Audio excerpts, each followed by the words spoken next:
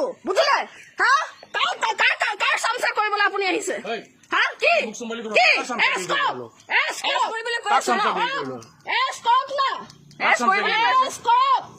কৰিবলৈ দিছো আহি হুলস্থুল কৰিছো ন কৰিবলৈ কৈছো কৰি আছো মোৰ মুখখন দেখক ভালকে কৰি আছো ৰেডি আছো আপোনালোকৰ অল অসমে চাই আছে প্ৰদীপ হাজৰিকাৰ যে অৰ্ডাৰত যে মোৰ বাপেৰৰ মাটিৰ পৰা আমাক খেদিবলৈ আহিছে অল আছামে চাই আছে হয় আপোনালোকে কাৰ অৰ্ডাৰত অহা মানুহ জানো মানুহ মৰি গেলি যায় আপোনালোকৰ আহিবলৈ টাইম নাথাকে আৰু ওলাব লাগিব এতিয়া ওলাব লাগিব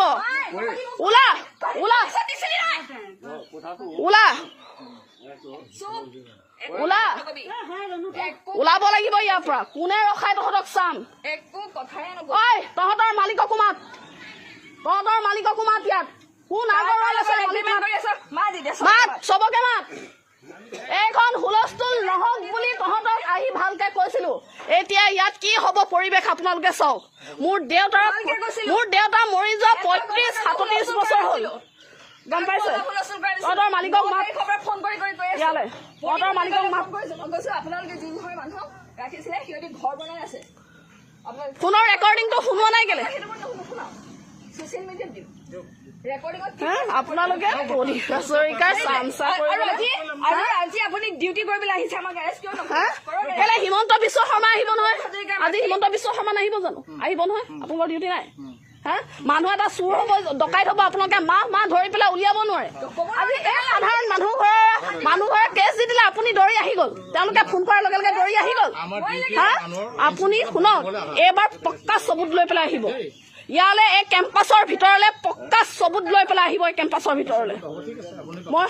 মই কৈছো আপোনালোকক কৈছো মুঠতে পক্কা চবুত লৈ আহিব এইডোখৰ কাৰ মাটি হয় চাবিত কৰিবৰ কাৰণে প্ৰদীপ হাজৰিকা XYZ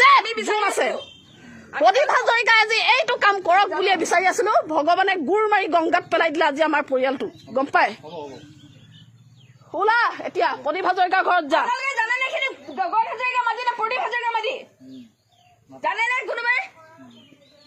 মদন ক'ত গ'ল নাটক নহয় আপুনি কেলে পলাইছে থাকক না আৰু অলপ দেৰি